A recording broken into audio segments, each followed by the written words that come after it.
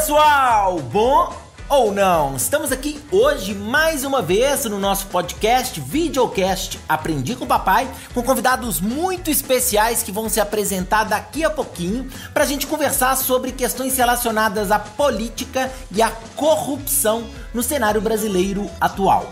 É importante que antes de começarmos o nosso papo, você se lembre que, para conversar conosco, é só entrar em contato pelo e-mail aprendicompapai@gmail.com. Você pode entrar também no nosso site aprendicompapai.com.br e no nosso canal no YouTube Aprendi com Papai. Para o nosso bate-papo de hoje, temos inclusive uma ótima indicação de banda que vai ser daqui a pouquinho. Antes de tudo, eu quero que os meus convidados se apresentem. Moisés e Vinícius, falem quem são vocês. E aí, gente, belezão? Tranquilo? Eu sou Moisés Lima, sou professor de História, me aventuro um pouquinho na filosofia e é isso aí. Tô feliz pela oportunidade, Marcelão. Tamo junto demais, velho. Valeu, tamo junto. Alô. Sou o Vinícius, sou professor de Filosofia e Sociologia e me aventuro um pouco pela História e Antropologia. Marcelão. Tamo junto demais, velho. Valeu demais. E a nossa banda do dia, quem vai indicar hoje é o Vinícius. Fala aí, Vinícius. Rafael Dutra, brother meu daqui de BH, bom pra caramba, vale a pena conferir. Mesmo lugar, não mais sinto vazio debaixo do meu lençol. Me sinto cada vez mais frio.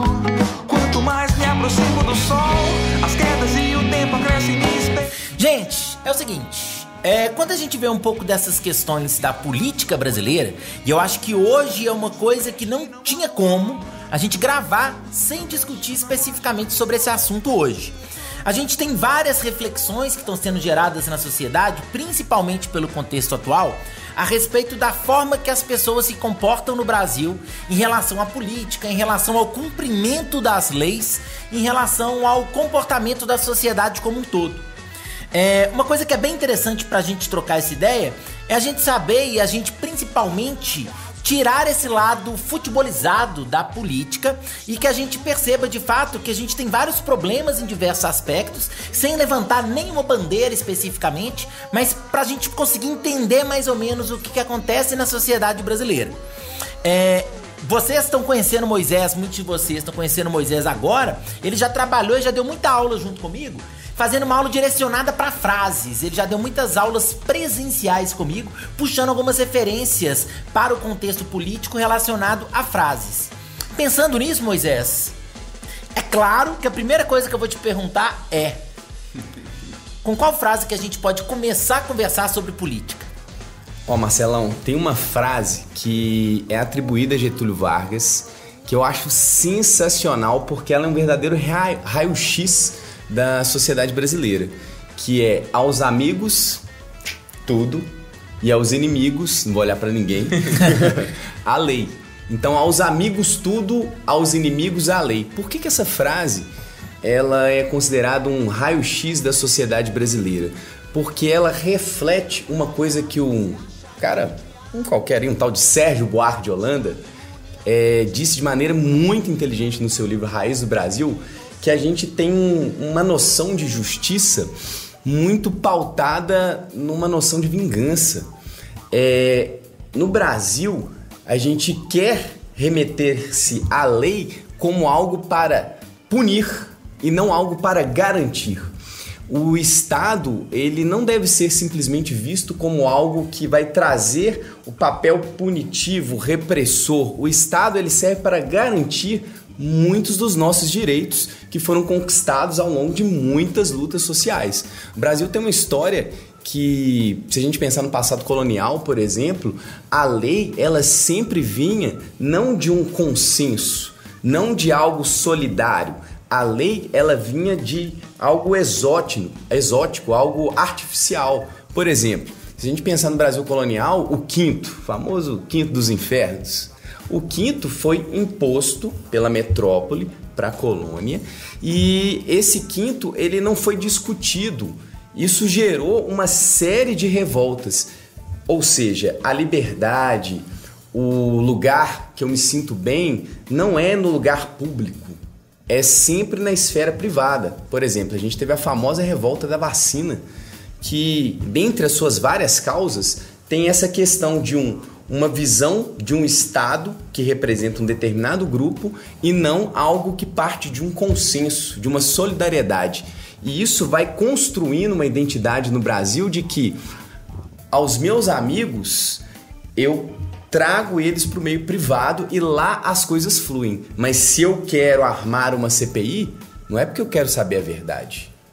É porque eu quero punir meu adversário político. Você tem alguma coisa para falar sobre isso, Vinícius? Interessante, quando a gente começa a observar essas relações, a gente entende o quanto que a nossa noção de política é tão pouco republicana.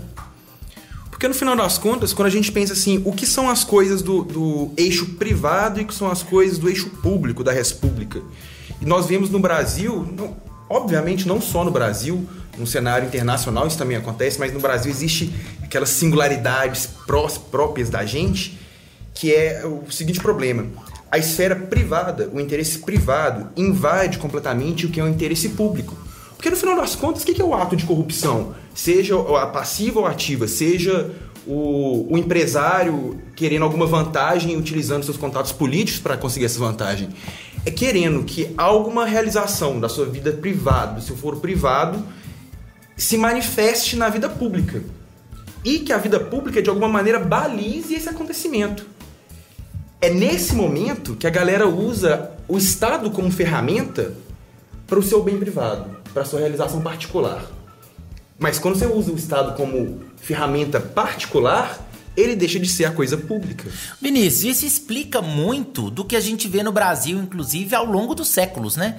Por exemplo, quando vocês falam, cobrança do quinto, quando vocês falam da questão dos impostos, quando a gente tem essa visão meio verticalizada do cara que cobra para se manter no poder e para se manter e manter o grupo dele no poder, eu tenho a impressão que é a mesma coisa que tem acontecido ao longo de todos os séculos e que isso explica, de certa forma, também grande parte da desigualdade social de hoje, né? Você tem famílias que muitas vezes se mantêm no poder e gerações, de geração em geração, essas pessoas conseguem se manter a qualquer custo no poder, independente de, muitas vezes, questões legais, independente do que deveria ser feito de fato, né? O objetivo, muitas vezes, fica primordialmente nesse sentido da manutenção do poder, ou do seu, ou da sua galera, entre aspas. Né? As pessoas, elas querem se proteger antes de qualquer coisa, não necessariamente porque elas são do lado certo, mas porque elas querem continuar lucrando. Eu posso ter esse raciocínio? E é perfeito a sua frase quando você fala de lado certo. Isso está muito pautado numa ética consequencialista. Se a gente pensar em Maquiavel, existe no Brasil um jogo de permanência do poder e não um plano de Estado.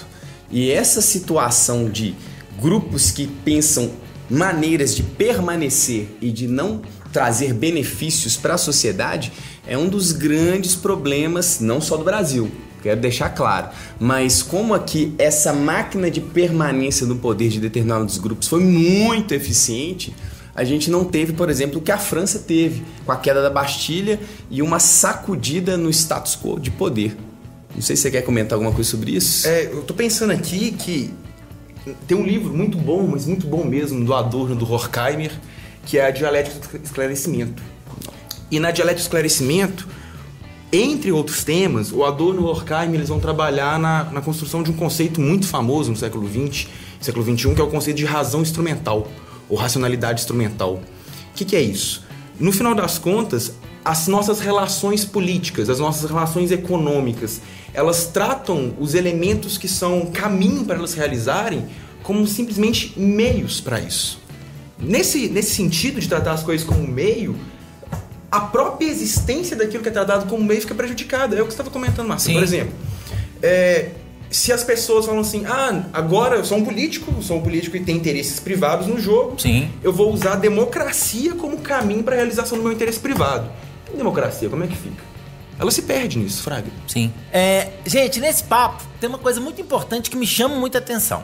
Muitas vezes o aluno fala assim, nossa, você fala de política, vocês estão discutindo um monte de questão problemática, eu não sei até que ponto eu posso ou não meter o pau no governo. Obviamente, o que eu sempre falo com os alunos e que eu acho que serve até para vocês refletirem em casa, escutando, assistindo a gente, é a seguinte questão. Eu não quero que você fale mal do seu amigo, eu não quero que você fale mal do seu vizinho, eu não quero que você fale mal de ninguém, inclusive eu não quero que você fale mal do governo. Em uma redação, a ideia é o seguinte: se for para você escrever algum aspecto negativo da política, da sociedade brasileira, etc., é sempre importante que você tenha argumentos concretos para entrar no debate no seu texto. Se for uma coisa que é um fato, uma realidade ruim do Brasil, você pode citar. Você pode citar que tem corrupção no Brasil? Sim, isso é um fato. Você pode citar que no Brasil há vários políticos corruptos? Sim, isso é um fato. Agora, você afirmar alguma coisa sem provas, é claro que você não vai fazer, mas pode mostrar sempre os problemas do governo. Os alunos, às vezes, Moisés, eles têm uma impressão, tipo assim, não, velho, o corretor ele tem tipo ódio de mim, ele quer acabar comigo, ele quer tirar ponto, o corretor é um monstro selvagem, quem vai corrigir meu texto é o presidente da república. E não é bem assim, na verdade não é tanto ódio, assim, envolvido nesse processo, né? E é legal você falar isso porque a gente vive num momento que as pessoas, elas confundem muito o discurso, a discussão com a acusação. E uma das belezas da democracia é você poder se pronunciar sem censura e a partir de um discurso, de uma conversa, a gente chega num consenso. E, infelizmente, a gente vive um momento que muitas pessoas já perceberam, historicamente, que o ódio une muito mais as pessoas do que o amor. E isso é problemático. Que bonito isso, né? É legal isso, né? E essa questão do ódio é porque quando eu odeio, eu não tenho empatia. Eu terceirizo a minha culpa. Eu não reflito sobre o meu papel como ser humano e como que eu sou responsável pelo que eu faço. O Sartre já falou isso, que a gente tem que ser livre com responsabilidade. E a gente terceiriza a nossa responsabilidade muitas vezes porque amar significa colocar-se no lugar de outro. E nesse momento de polarização da política, tem um cara que o Vinícius curte ele até certo ponto, né, Vinícius? Que é o Habermas, que fala que a gente tem que buscar o consenso. E buscar o consenso é muito difícil, porque a gente tem que sair dessa questão de ouvir o outro já pensando em qual argumento que eu vou usar para refutar o que ele está dizendo. Não, eu tenho que ouvir o outro ouvindo, com o coração aberto. Não é, Vinícius? O Habermas, em linhas gerais, ele tá meio que pensando assim.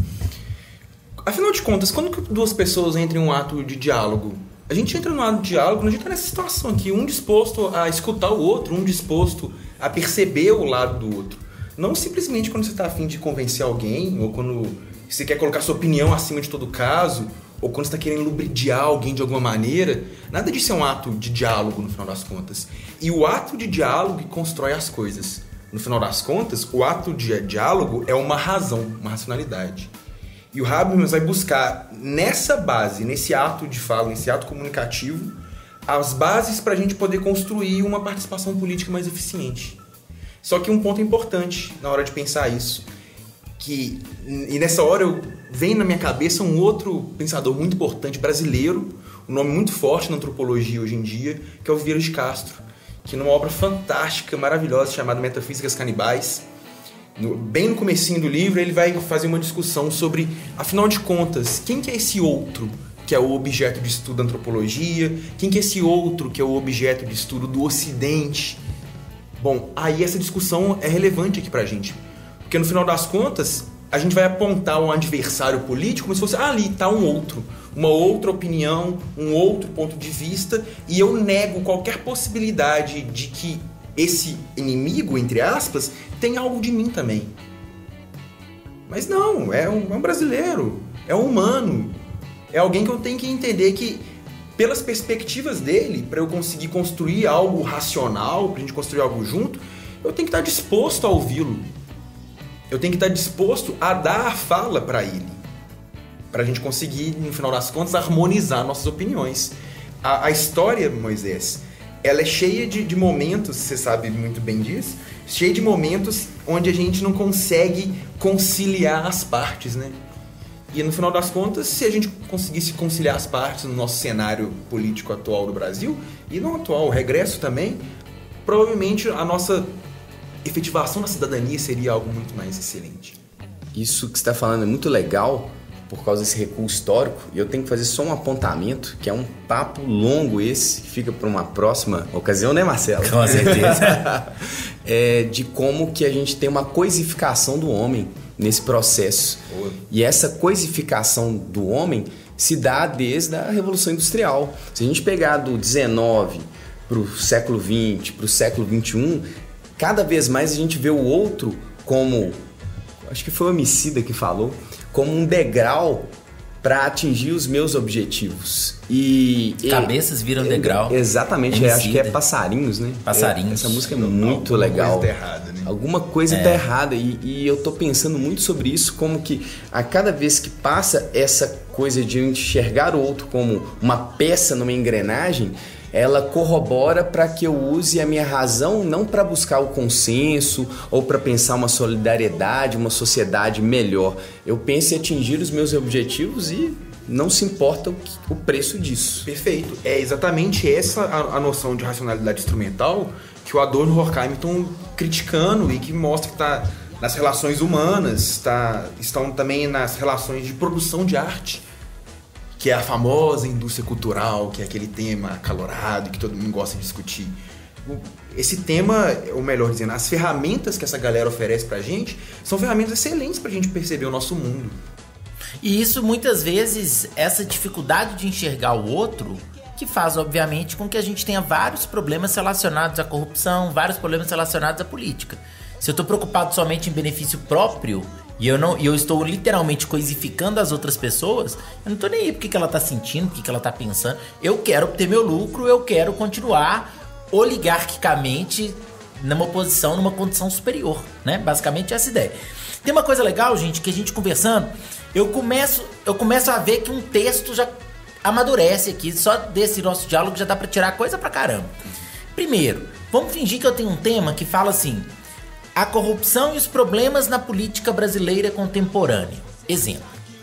Obviamente, a minha tese vai ser levantando que a situação está muito complicada, que ainda temos muitos problemas relacionados à política e relacionados ao excesso de corrupção no Brasil. A melhor maneira que eu vejo, pelo nosso bate-papo, para defender essa argumentação, para defender esse ponto de vista, seria muitas vezes falar que no Brasil tem uma dificuldade muito grande da pessoa enxergar o outro. Então, obviamente, muitos dos brasileiros, principalmente os que estão no poder, preocupando em ter as coisas basicamente em benefício próprio, buscam atos como os atos de corrupção. As pessoas no Brasil, frequentemente, como elas querem, na maioria das vezes, se beneficiar, acaba que fica aquela coisa aos inimigos, a lei. Eu quero me defender, eu quero continuar bem. Essa seria mais ou menos uma pegada interessante para argumentar, concorda? A população tem pouca consciência política para conseguir e para desejar participar, para tentar rebater um pouco disso que acontece, para contestar, para tomar as bastilhas brasileiras. E aí a situação muitas vezes fica estagnada. E a gente vai mantendo esse processo de exploração, esse processo de desigualdade, esse processo muitas vezes de um governo que muitas vezes comanda, preocupado basicamente com aquele grupo que compõe aquela eu não vou usar o termo oligarquia, aquele determinado grupo social, que é um grupo que não representa a população brasileira, né? O pessoal gosta muito de falar assim: nossa, a população brasileira ela é tão diversificada, mas quando a gente olha para a política, ela não reflete a população, né? Você tem homens brancos de classe alta, sendo que a população brasileira, o que ela menos tem, é essa composição de homens brancos de classe alta. Cadê o índio? Cadê o negro? Cadê a pessoa pobre? Cadê o transexual? Cadê o resto da população? Então essa questão ela vai se mantendo. Mas pensando, obviamente, na proposta de intervenção, a gente pode até escrever de uma maneira um pouco menos realista, falando, por exemplo, que é necessário que haja tentativa por parte do próprio governo e por parte da própria população, no sentido de tentar equilibrar um pouco dessas punições, né? Mas é lógico, em termos práticos, eu acho que a gente cai muito mais nessa realidade, de tentar fazer as pessoas refletirem mais, tentar fazer com que haja essa desconstrução do que hoje é considerado natural. Talvez seja um caminho excelente, né? Perfeito. Perfeito. Ótimo, gente. Perfeito. Eu só posso agradecer, então. O nosso texto tá pronto. Moisés, valeu demais, velho. A gente se encontra ainda mais 1000 vezes aqui. Você sempre será convidado. O papo foi espetacular. Vinícius, valeu, velho. Foi muito bom. A gente se encontra em uma outra oportunidade. Espero que vocês aproveitem, gente, em casa, desse bate-papo. Obviamente, para você escrever seus textos, mas também até para você aumentar um pouco sua reflexão a respeito desses assuntos relacionados à política. Beleza? Bons textos pra vocês, tudo de bom. E é isso. Até a próxima, gente. Valeu, até mais.